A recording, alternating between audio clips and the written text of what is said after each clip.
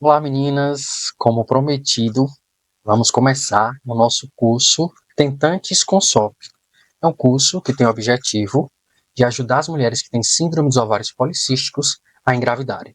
Esse curso vai ter o envolvimento de vários profissionais da saúde, entre eles eu, estou concluindo o curso de medicina e também sou cirurgião dentista, e a especialidade que eu quero seguir é ginecologia e obstetrícia, com ênfase em endocrinologia ginecológica e reprodução humana. Então, um dos temas que eu gosto muito de estudar são os hormônios femininos e a questão da reprodução, fertilidade humana. Adoro estudar isso. Então, por isso que pensei nisso, nesse curso, porque eu vi as dores das mulheres que chegavam até mim nas minhas redes sociais, sempre querendo entender se estavam ovulando, seu ciclo, como é que fazia para engravidar, testes de ovulação, testes de gravidez, entre outras coisas. Então, esse foi o objetivo desse curso. E vai ter também a presença de outros profissionais que vão ser convidados no decorrer desse curso, entre eles nutricionistas, profissionais da educação física, que entre exercícios físicos também podem ter auxiliar essas mulheres que engravidarem na prevenção de flacidez, de ástase, entre outras questões. Vai ter também a presença de profissionais de saúde mental, como psicólogos, para ensinar essas mães a lidarem com expectativas e frustrações, e também fortalecer a saúde mental, entre outras coisas, e também especialistas na área, como ginecologistas e obstetras, tá certo? Então, essa é a primeira aula do nosso curso. Nela eu vou fazer vou detalhar o que é a síndrome dos ovários policísticos, bem como todos os sintomas que ela apresenta e por que ela apresenta, os sintomas que acontecem, né?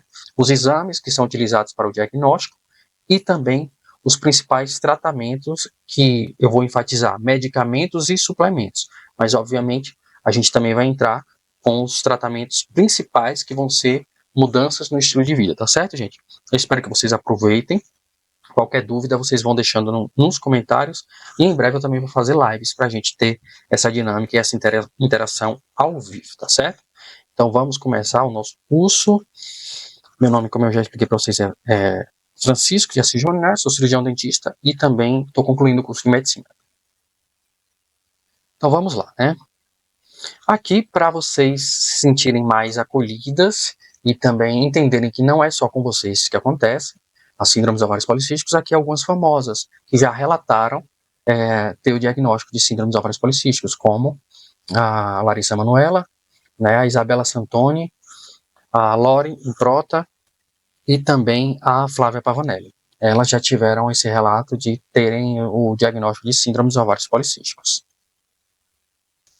Para vocês entenderem, gente, o porquê que a síndrome dos ovários policísticos gera ciclos anovulatórios, ou seja, sem ovulação, eu vou explicar para vocês como funciona uma ovulação normal. O que é que acontece para acontecer uma ovulação normal?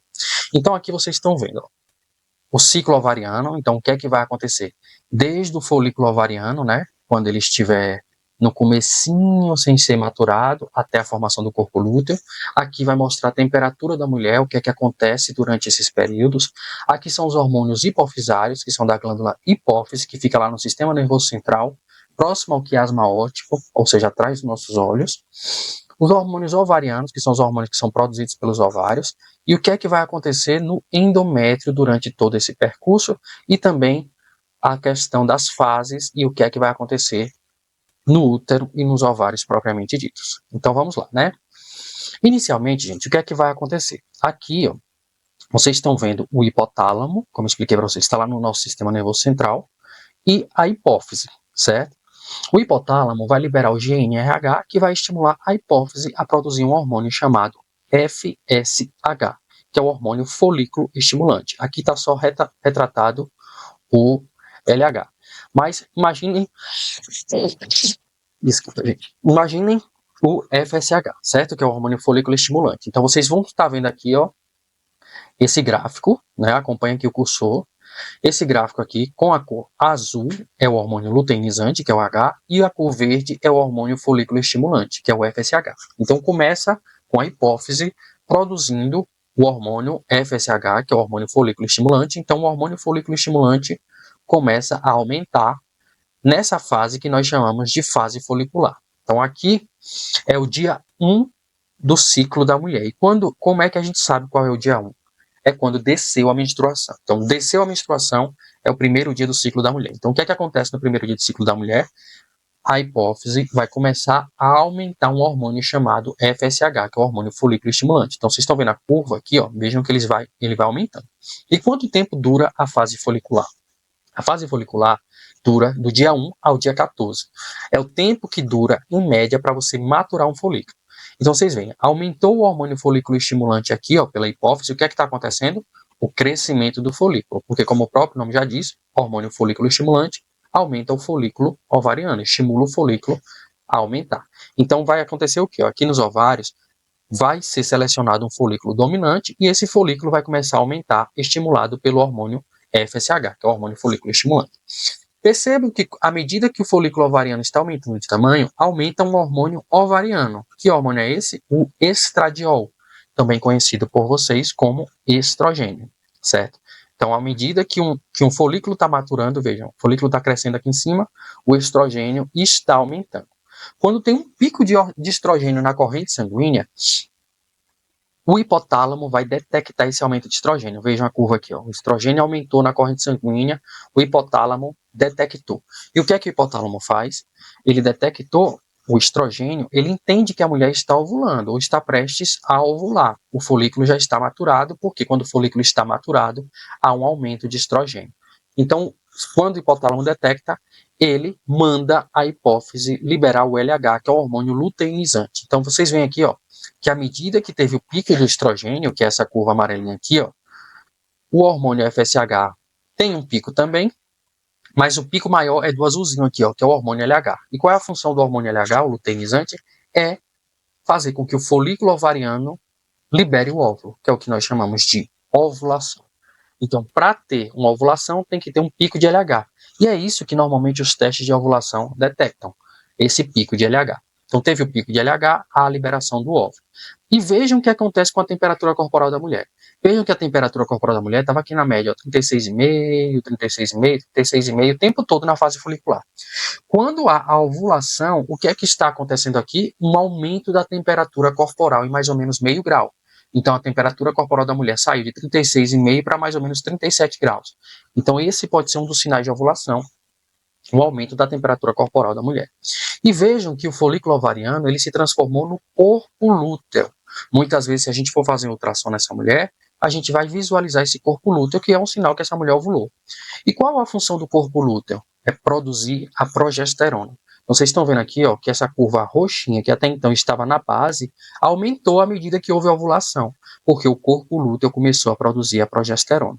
Então, a partir do momento que há a ovulação, a gente sai da fase folicular para a fase lútea, justamente a fase do corpo lúteo. Eu enfatizei muitos hormônios, temperaturas e lá folículo ovariano, mas não mostrei para vocês aqui o endométrio. Então, aqui no primeiro dia de menstruação, né, quando começa o ciclo da mulher, há a descamação do endométrio e sangramento, que vai durar em torno de 4 dias. Pode variar, certo, gente? Até 7 dias. É a média de tempo de uma menstruação. Então, aqui a descamação e sangramento do endométrio. Aí ele fica bem fininho, mas à medida que há o aumento do estradiol produzido pelos ovários, o que é que o estradiol faz, que é o estrogênio? Estimula esse endométrio a proliferar e crescer. A partir do momento que há a ovulação há o quê? Vai manter o estrogênio alto, mas também há um aumento da progesterona. E a progesterona espessa ainda mais esse endométrio e aumenta a vascularização desse endométrio, e mantendo ele assim. Porque o que é que a progesterona é? É um hormônio progestação, um hormônio pró-vida. Ela quer manter esse endométrio favorável para a anidação de um bebê, para que um bebê fixe aqui. Então, essa progesterona mantém esse endométrio aumentado. Quanto tempo dura um corpo lúteo? Que lembra que é ele que produz a progesterona? Um corpo lúteo, ele dura em média 14 dias. Então, ele vai durar aqui do dia 14 ao dia 28 do ciclo. A gente está fazendo uma conta de uma duração média de um ciclo que é de 28 dias. Mas a duração de um ciclo pode variar de 21 a 35, 38 dias, tá certo?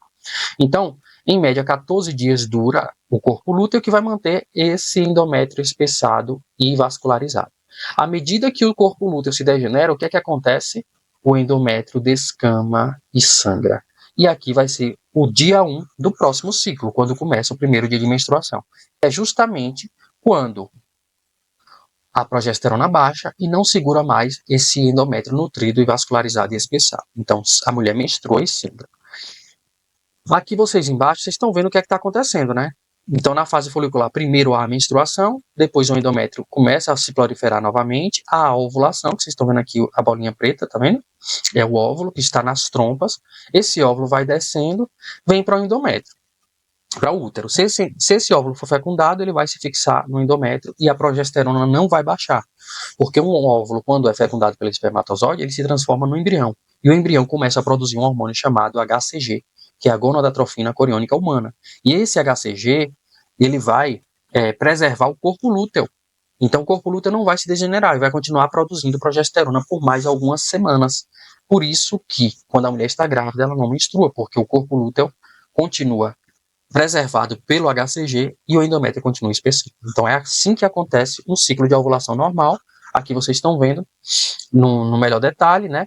Os folículos ovarianos, um foi selecionado, um foi maturado. Depois que houve a ovulação, o folículo se transforma em corpo lúteo, que mantém o endométrio espessado.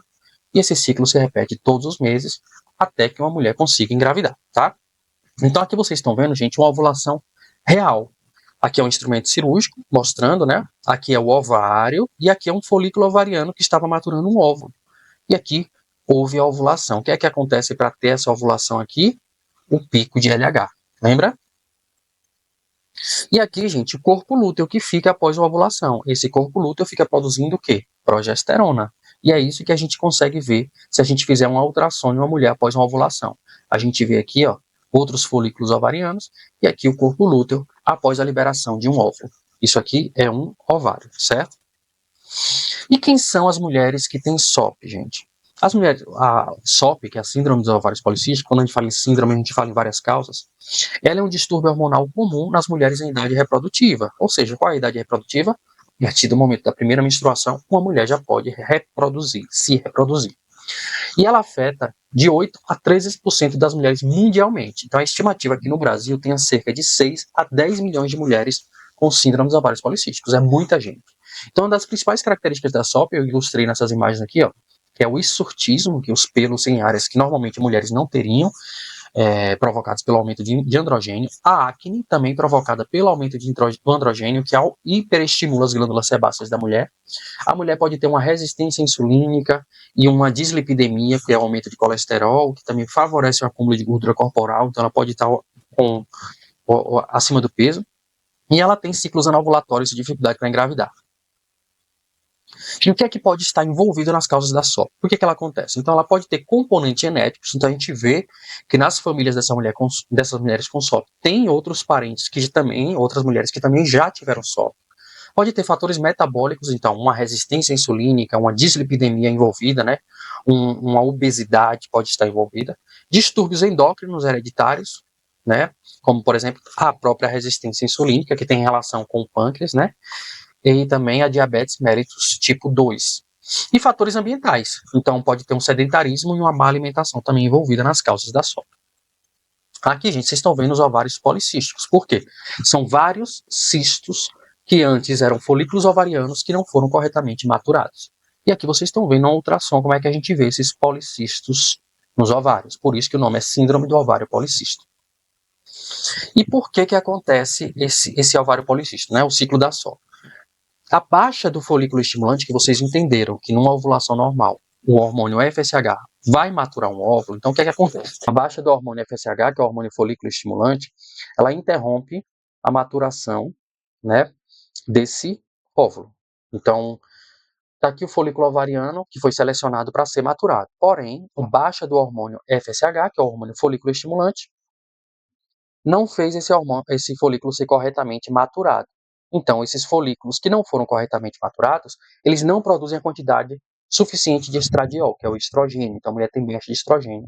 E também, como ele não produz esse estrogênio, esse estrogênio só é produzido com a ajuda do FSH, porque o FSH vai converter o androgênio, que é inicialmente produzido pelo folículo ovariano, em estrogênio. Mas como tem a baixa de FSH, esse androgênio não é convertido em estrogênio, certo? E aí fica um aumento de androgênio, por isso que gera aqueles sintomas de hirsutismo, de acne nas mulheres, E essa incompleta maturação dos folículos ovarianos vai transformar esses folículos em cistos, que são os policistos ovarianos.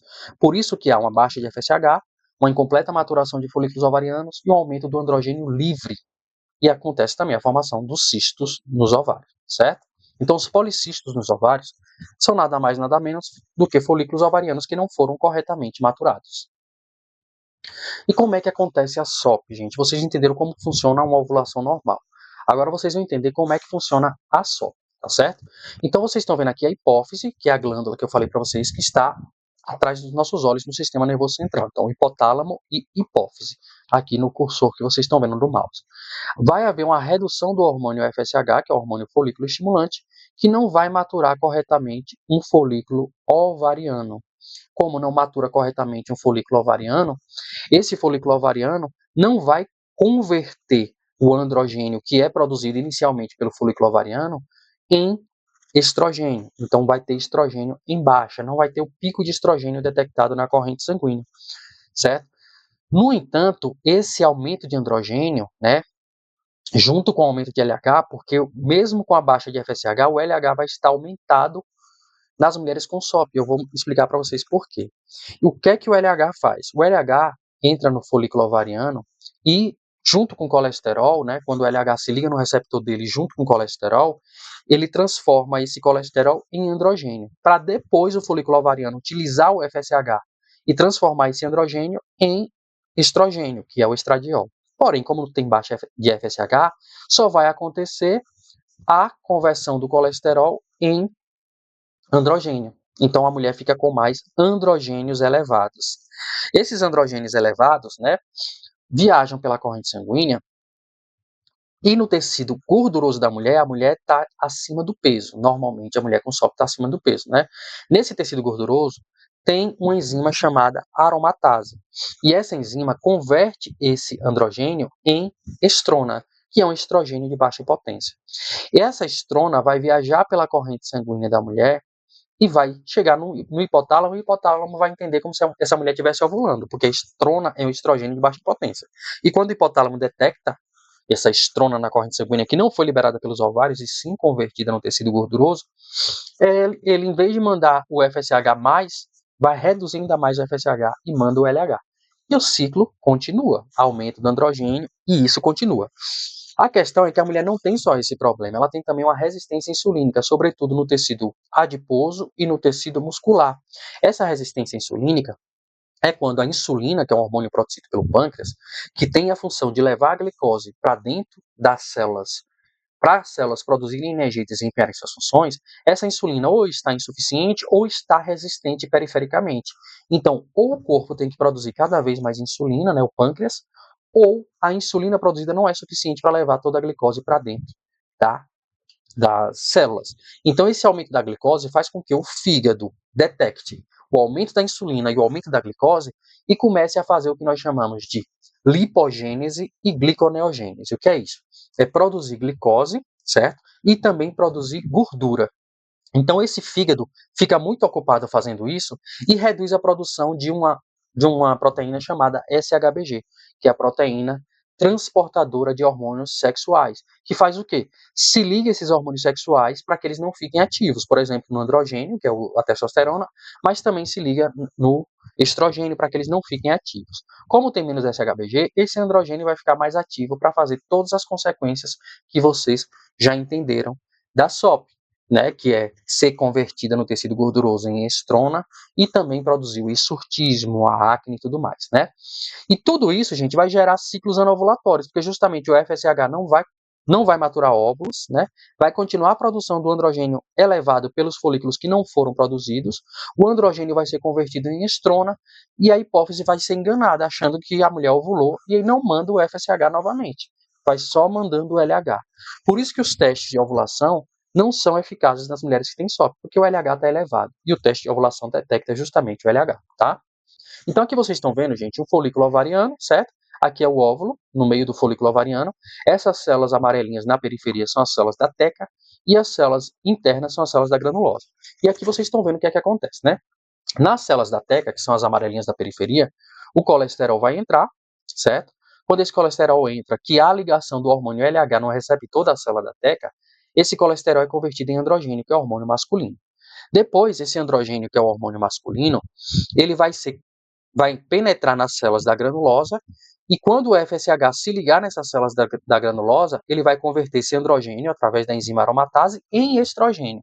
E é aí que o estrogênio aumenta na corrente sanguínea, que vai ser detectado pelo hipotálamo para sinalizar que essa mulher está ovulando, certo? Isso em condições normais. O problema é que na mulher com SOP, esse FSH aqui está em baixa. Então, o FSH não se liga aqui nas células da granulosa e não há conversão do androgênio em estrogênio pela aromatase. Por isso que vai ficar mais androgênio livre na mulher com SOP.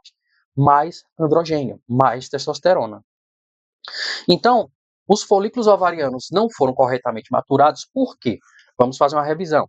A baixa do hormônio FSH, né, que é o hormônio folículo estimulante, vai fazer com que haja uma incompleta maturação desses folículos ovarianos. Quando há incompleta maturação desses folículos ovarianos e também a ausência do FSH, esse androgênio não vai ser convertido em estrogênio. Então, há um aumento do androgênio. Associado a isso, geneticamente, essa mulher pode ter uma resistência à insulina. E a insulina, junto com o hormônio LH, aumenta ainda mais esse androgênio nessa mulher. Né? Além do mais, essa resistência insulínica favorece o aumento do percentual de gordura, e esse aumento do percentual de gordura vai ter uma enzima chamada aromatase nos adipócitos. Essa aromatase vai pegar esse androgênio, né, produzido e vai converter em estrona, que é um estrogênio de baixa potência. Além do mais, esse fígado fica super ocupado com a resistência insulínica, produzindo gordura e também glicose, né, a partir do excesso de insulina e de glicose, e faz com que ele produza menos SHBG, que é a proteína transportadora de hormônios sexuais. Sendo assim, fica mais hormônios livres, e esses são os ciclos anovulatórios. Então, para vocês entenderem como age a insulina tem o seu receptor na sua célula, né, em todas as células do nosso corpo, na maioria delas tem o receptor da insulina, e esse receptor funciona como se fosse uma chave que vai abrir uma porta para que o canal da glicose permita a entrada da glicose e a célula utilize a glicose para desempenhar suas funções e produzir energia. Então aqui vocês estão vendo a insulina, né? Entra no receptor de insulina, o canal da glicose é aberto e a glicose entra dentro da célula que vai utilizar essa glicose para respirar, produzir energia e desempenhar suas funções, tá?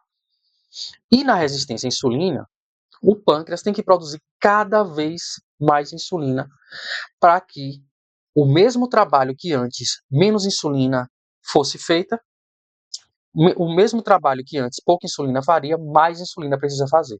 É assim que acontece a resistência insulínica. Então, esse excesso de insulina produzido pelo pâncreas, né, que vai ser utilizado para fazer o mesmo trabalho que antes precisaria de menos insulina, esse excesso de insulina acaba fazendo com que a insulina se ligue em outros receptores que a gente não queria que se ligassem, como, por exemplo, o receptor de IGF-1, que tem, por exemplo, na nossa pele. Então, esse receptor de IGF-1, que a insulina se liga, por que a insulina se liga nesse receptor de IGF-1? Porque IGF-1 significa hormônio do crescimento semelhante à insulina, ou seja, é semelhante à insulina. Então, a insulina se liga nesse receptor e faz o quê? Promove o crescimento, porque é um hormônio do crescimento semelhante à insulina. E aqui nos receptores da pele, ela promove o crescimento de pele, de queratina. Por isso que muitas mulheres com SOP podem ter o que nós chamamos de acantose níricans, que é essa camada, essa crosta de pele no pescoço, também nas axilas e também nas virilhas. Então pode ficar com essas áreas mais escurecidas pelo excesso de pele, né, de queratina promovida pela resistência insulínica, que aumentou a quantidade de insulina no corpo da mulher. E essa insulina se ligou a outros receptores, tá? Então, a acantose nigricans, que é isso que vocês estão vendo aqui, é um sinal de resistência insulínica, que o excesso de insulina se liga nesses receptores da pele para estimular o crescimento delas, tá?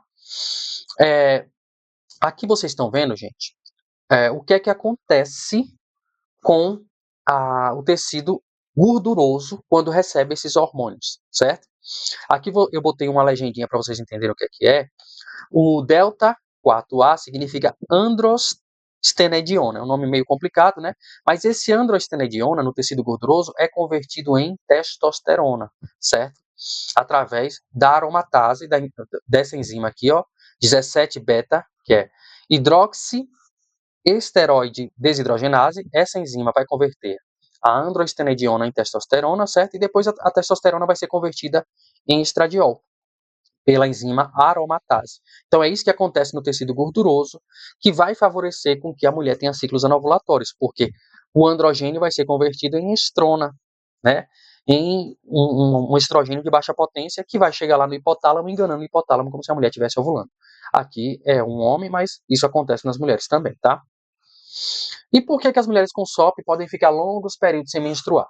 Justamente, gente, pelos ciclos anovulatórios. Se não existe ovulação, vai ter baixa de hormônios, principalmente estrogênio e progesterona, porque vocês entenderam que quando o folículo ovariano é maturado, ele converte o estrogênio, né, o androgênio em estrogênio, normalmente, certo? Então, na mulher com SOP, que tem ciclos anovulatórios, o estrogênio vai estar baixo. Além do mais, como não tem ovulação, não vai ter progesterona. Então, esse endométrio dessa mulher pode ficar atrofiado. Se está atrofiado, está fino, ele não descama e não sangra. Por isso que muitas vezes a mulher pode ficar longos períodos sem menstruar. Então, isso acontece porque a ausência da ovulação baixa o estrogênio e progesterona, que são hormônios que estimulam o endométrio. Então, se o endométrio não está sendo estimulado, ele está fino. Se está fino, ele não descama e não sangra. E aí acontece uma atrofia endometrial.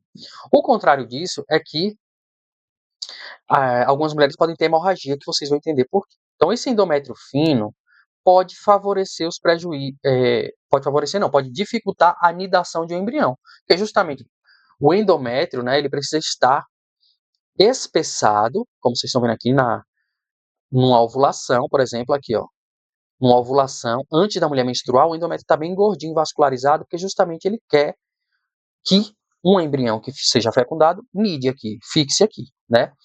Mas nas mulheres que não têm a correta ovulação, esse endométrio vai estar sempre fininho, fininho, fininho. E é isso, mesmo que uma mulher tenha digamos, uma fecundação, vai ter prejuízo na anidação desse embrião no endométrio, porque ele está fino, certo? Então esse pode ser uma outra consequência da SOP. E por que podem ter períodos de hemorragias menstruais? Ainda que tenha ciclos anovulatórios, podem ter estímulos nesse endométrio pela estrona que está sendo convertida perifericamente, certo? Ou em algum período a mulher possa ter ovulado. Então teve estímulo de espessamento endometrial sem a progesterona. Depois, ou ciclos que o folículo ovariano está sendo maturado, mas não foi completamente maturado, e ainda assim o endométrio vai tendo esses bombardeamentos leves de estrogênio e espessando, até que chega um momento que esse endométrio está tão espessado que ele despenca. E aí é por isso que a mulher tem episódios de hemorragia com SOP. Por que, gente, que as mulheres com SOP têm muita acne? Vocês vão entender que isso é uma consequência do aumento do androgênio. Vocês já entenderam por que é o aumento do androgênio, né? Que é o hormônio masculino.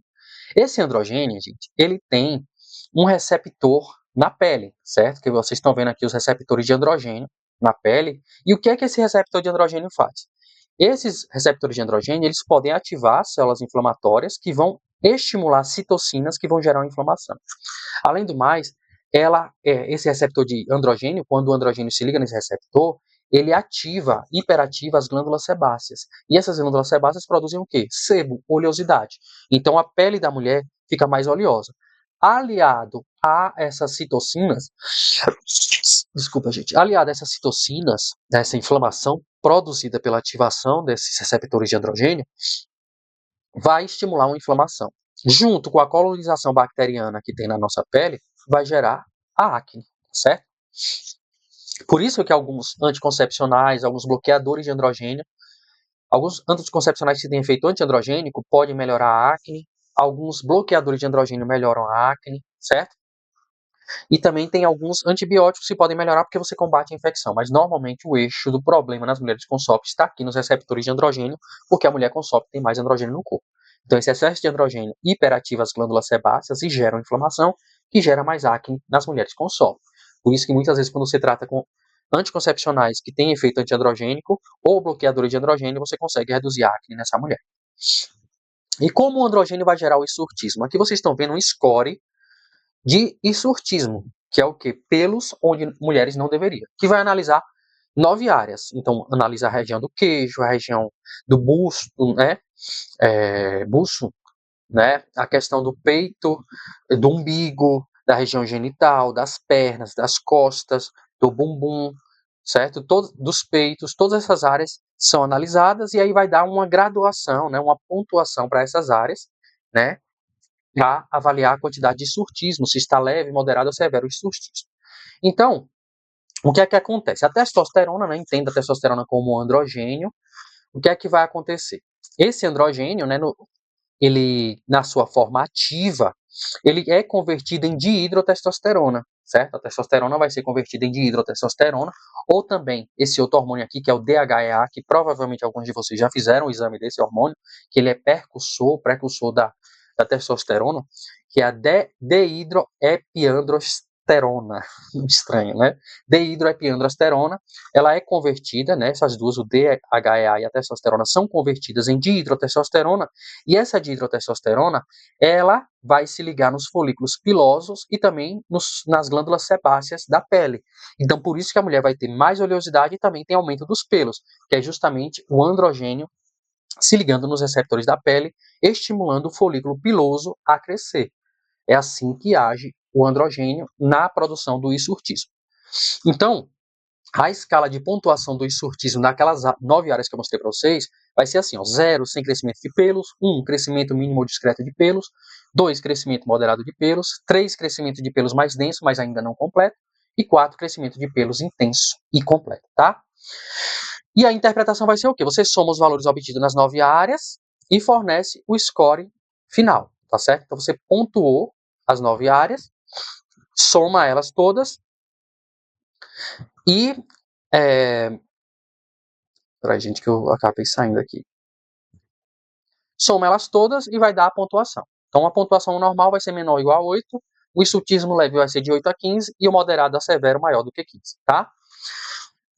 Agora que vocês conheceram, gente, como é a ovulação normal, como é uma consequência da SOP e por que acontecem essas consequências, vamos entender como é que é feito o diagnóstico da SOP, que é a síndrome dos ovários policísticos, tá? Então, o diagnóstico da SOP segue alguns critérios. O principal critério que a gente segue é o critério de Rotterdam. Esse aqui que eu selecionei em vermelho para vocês, que teve uma leve atualização em 2012. Tem outros critérios também, certo? Mas o principal que a gente segue é esse. E o que é que esse critério leva em consideração? Um hiperandrogenismo clínico ou laboratorial, que seria clínico. Por exemplo, a presença do hirsutismo, que são os pelos, certo? Ou, por exemplo, uma acne severa, que pode ser um sinal disso, de um hiperandrogenismo clínico. Mas também uma oligoamenorreia pode ser também um critério clínico. E também critérios ultrassonográficos, como, por exemplo, os policísticos nos ovários, certo? Podem ser os critérios de Rotterdam. E laboratoriais é você detectar esse hiperandrogenismo clinicamente, por exemplo. E aí você precisa, a condição para o diagnóstico da SOP é que você precisa ter pelo menos 2 dos 3 critérios, mas nenhum deles é obrigatório. Então, se você tiver 2 desses 3 critérios, você pode já justificar essa mulher como síndrome dos ovários policísticos. Então, aqui vocês estão vendo, certo? Os critérios de Rotterdam, de 2003, ciclos menstruais irregulares, que é uma disfunção ovulatória. Então, pode ser uma oligomenorreia, que são ciclos menstruais mais longos do que 35 dias. Lembra que eu falei para vocês que os ciclos menstruais podem variar de 21 a 35? Quando você tem ciclos menstruais mais longos do que 35 dias, a gente pode chamar isso de oligomenorreia. Ou a menorreia, que é uma ausência de menstruação por pelo menos 3 meses, ou até mais do que isso. Mas tem que ter pelo menos 3 meses sem menstruar, certo? E a anovulação, que é uma ausência de ovulação, que a gente, por exemplo, pode detectar através da ultrassonografia, que é a ausência do corpo lúteo. Um hiperandrogenismo clínico laboratorial, o clínico vai ser a presença de sinais de excesso de androgênios, como, por exemplo, o hirsutismo, que é o crescimento de pelos em regiões típicas masculinas, ou uma acne, que é moderada a severa, é um sinal de hiperandrogenismo também, e uma alopécia androgenética, que é uma queda de cabelo no padrão masculino, por exemplo, as entradas que os homens costumam ter aqui, certo? Laboratorial pode ser a elevação dos níveis de androgênio circulantes, como a testosterona total, livre ou a androstenediona, certo? E na questão dos ovários policísticos na ultrassonografia transvaginal, que é a presença de pelo menos 12 ou mais folículos ovarianos com o diâmetro de 2 a 9 milímetros em cada ovário. Então você vai ver o diâmetro desses folículos ovarianos, né? Tem que ter pelo menos 12 com o diâmetro entre 2 e 9 milímetros e o volume ovariano aumentado de pelo menos 10 centímetros cúbicos. Teve uma alteração em 2018, que os critérios de folículos foi atualizado para mais de 20 folículos, maior ou igual a 20 folículos, devido aos avanços tecnológicos que aconteceram que permitem ultrassons mais sofisticados, tá certo? Essa questão, gente, dos folículos ovarianos, a gente tem que analisar com cuidados em adolescentes, tá certo? Porque é natural as adolescentes terem mais folículos. Então, a gente não deve dar tanta ênfase a esse critério em adolescentes. Os exames laboratoriais solicitados para o diagnóstico da SOP normalmente são os hormônios sexuais e reprodutivos, né? Como, por exemplo, o FSH, que é o hormônio folículo estimulante, que vocês viram importantíssimo na SOP. O LH, que é o hormônio luteinizante, que é essencial para uma ovulação. Testosterona total e livre, para a gente ver se está acima dos valores de referência. Prolactina, porque uma prolactina elevada pode fazer ciclos anovulatórios, certo? Então, essa mulher pode não ovular devido a uma prolactina elevada e não ter relação, por exemplo, com a SOP. O estradiol, que é o estrogênio, que pode estar em baixa por conta de ciclos anovulatórios. E a progesterona, porque a progesterona só acontece após uma ovulação, porque ela é produzida pelo corpo lúteo, e o corpo lúteo só existe após uma ovulação. Então, se tem progesterona em baixa, pode ser um sinal de ciclos anovulatórios. Já na questão da análise do metabolismo, a gente pode pedir os hormônios tireoidianos, que são o TSH, que é o tireoestimulante, e o T4 livre, que é o hormônio produzido pela tireoide, que é T3 e T4, certo? Então, distúrbios na tireoide podem sinalizar como se a mulher tivesse com SOP, mas na verdade é um problema na tireoide, certo? Glicemia de jejum, para a gente analisar se pode ter uma diabetes ou, por exemplo, uma resistência insulínica, que também pode ser comprovada pelo índice Romair, que vai utilizar tanto a glicemia de jejum quanto a insulina de jejum para avaliar se elas estão equivalentes, que podem identificar se existe uma resistência insulínica. E colesterol total e frações, porque as mulheres com SOP podem ter alterações nos triglicerídeos, no colesterol total e nas frações de colesterol, né? Como eu falei para vocês também, triglicerídeos, cortisol, porque as mulheres com estresse podem ter o cortisol elevado, ou também o cortisol pode estar elevado em outras condições, que vocês vão ver, que é o diagnóstico diferencial da SOP, e esse cortisol elevado pode impedir ovulação adequada, tá? Além do mais, cortisol elevado pode manifestar outros sinais nessa mulher, que podem, inclusive, gerar uma resistência insulínica. E também exames de nutrientes, como, por exemplo, vitamina B12, ácido fólico e vitamina D, que são importantes também para essa mulher ter o metabolismo energético adequado, mas também engravidar.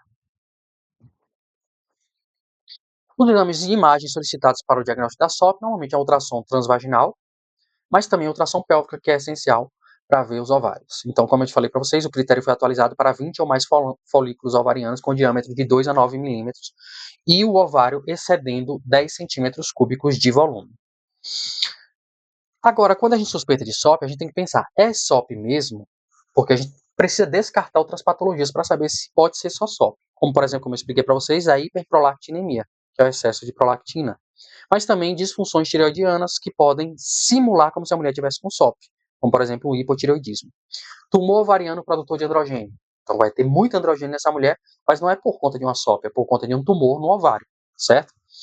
Tumor na adrenal, que são glândulas que estão acima dos rins, que também podem, inclusive, alterar hormônios sexuais, que essas glândulas podem produzir outros hormônios, inclusive, né, cortisol, progesterona, certo? E hiperplasia adrenal congênita, que também pode fazer com que essas mulheres tenham características sexuais masculinas. Então, para fazer o diagnóstico diferencial da SOP, o que é que a gente viu? Chega uma mulher para a gente no consultório que ela tem uma oligomenorreia mais um hiperandrogenismo. Então, tem muito androgênio.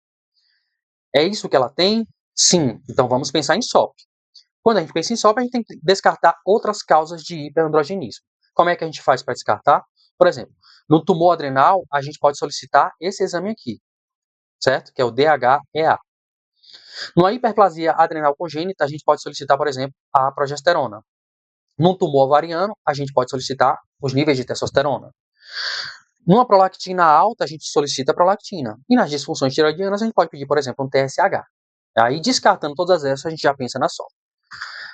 É uma oligomenorreia ou hiperandrogenismo? Não, não é. Só tem um critério clínico.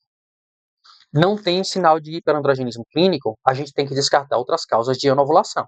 Então, a gente pode pedir um folículo estimulante e uma prolactina. Tem apenas um critério clínico, por exemplo, fez uma ultrassom pélvica que preenche os critérios de SOP. Se sim, a gente pensa em SOP novamente e vai descartar outras causas.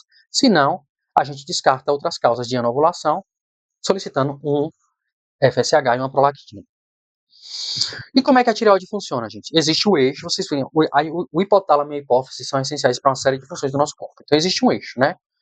que é o eixo hipotálamo, hipófise e tireoide. Então, o hipotálamo produz o TRH manda a hipófise produzir o TSH, e o TSH manda a tireoide produzir o T4 e o T3 a partir do sódio e do iodo. Então, o T4 e o T3 vai atingir as células periféricas, sobretudo os ovários, que elas são essenciais para os ovários, tá? Então, numa situação em que possa ter a baixa de T4 e T3, como existe um feedback para a hipófise, essa hipófise não detectando o T4 e T3, ela vai aumentar a produção do TSH. E para ela aumentar a produção do TSH, o hipotálamo tem que aumentar a produção do TRH. Só que esses pulsos do TRH são semelhantes ao da prolactina. Então, uma pessoa que tem um hipotireoidismo pode ter também um aumento de prolactina. Por isso que pode ter ciclos anovulatórios, tá certo? Então, por isso que a gente também pede a questão dos exames da tireoide para saber se pode ter um hipotireoidismo terciário, secundário, primário, por exemplo. O terciário seria um problema no hipotálamo, que não manda o TRH. Ou tem um aumento de dopamina, uma alteração nessa questão da somastotatina, da dopamina, certo? Neuropeptídeo Y, não vou entrar nesses detalhes para não confundir vocês. A hipófise não está mandando o SH, ou TSH, pode ser um hipotireoidismo secundário. E o hipotireoidismo primário é porque, mesmo recebendo o TSH, a tireoide não está produzindo T4 e T3. Pode ser porque uma tireoidite de Hashimoto, por exemplo, uma doença autoimune, ou uma baixa de iodo, que hoje é muito mais rara, porque o sal hoje é iodado. Então, vocês terem ideia da importância do hipotálamo e da hipófise, ó, o hipotálamo produz todos esses hormônios aqui, ó, dopamina, GNRH, CRH, TRH, que vai agir em diversas funções do nosso corpo. Por exemplo, produzindo aqui, ó, a prolactina para estimular o leite materno, o TSH para estimular a tireoide, o ACTH para estimular a adrenal. Tem também os esteroides sexuais, como por exemplo FSH e LH. Então, é essencial esse eixo pra gente, tá? Aqui vocês estão vendo, né? Um ovário policístico. Então, sobre o hipotireoidismo, ainda falando sobre ele, a redução dos hormônios T3 e T4 e o aumento do TSH é um problema que pode sugerir um hipotireoidismo primário, porque, por exemplo, mesmo com TSH alto, você tem baixa de T3 e T4, e os hormônios tireoidianos, como o T3 e T4, eles atuam diretamente sobre as células da teca, lembra das células da teca e da granulosa, dos folículos ovarianos, que vão regular a produção tanto do estradiol quanto da progesterona e de outros esteroides sexuais. Eles fazem o quê? Eles aumentam enzimas envolvidas nessa síntese de esteroides, como a aromatase, que vocês entenderam que é tão essencial lá nos ovários, tá?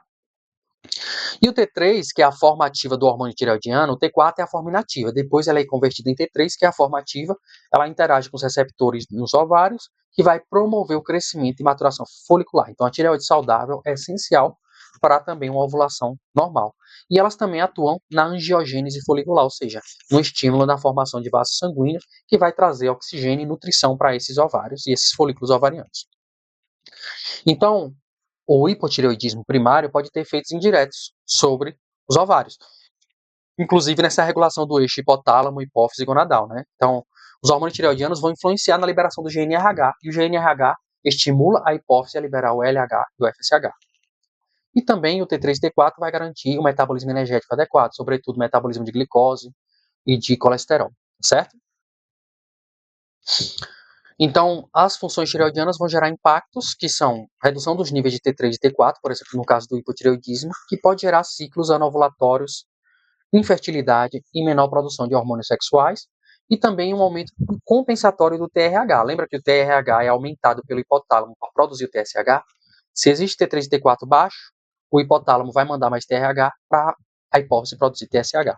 O problema é que o TRH tem pulsos semelhantes ao estímulo da produção da prolactina. Então, o aumento de TRH pode aumentar a prolactina, que também favorece a anovulação. Já no hipertireoidismo, que é um funcionamento exacerbado da tireoide, o excesso desses hormônios tireoidianos pode causar irregularidades menstruais, a mulher fica muito acelerada, insuficiência lútea e, em casos graves, até amenorreia, certo? Então, a manutenção dos níveis adequados de T3 e T4 vai ser essencial para uma saúde ovariana, fertilidade e ciclos menstruais regulares. Por que eu enfatizei tanto a questão da tireoide? Porque também é um distúrbio endócrino comum que afeta cerca de 8 a 10% das mulheres brasileiras, tá?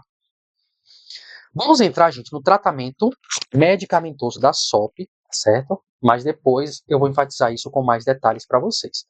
Eu acho que eu vou deixar essa parte do tratamento para não encher muito a cabeça de vocês, para uma segunda parte da aula, para gente tomar uma aguinha, um café e relaxar um pouquinho, tá?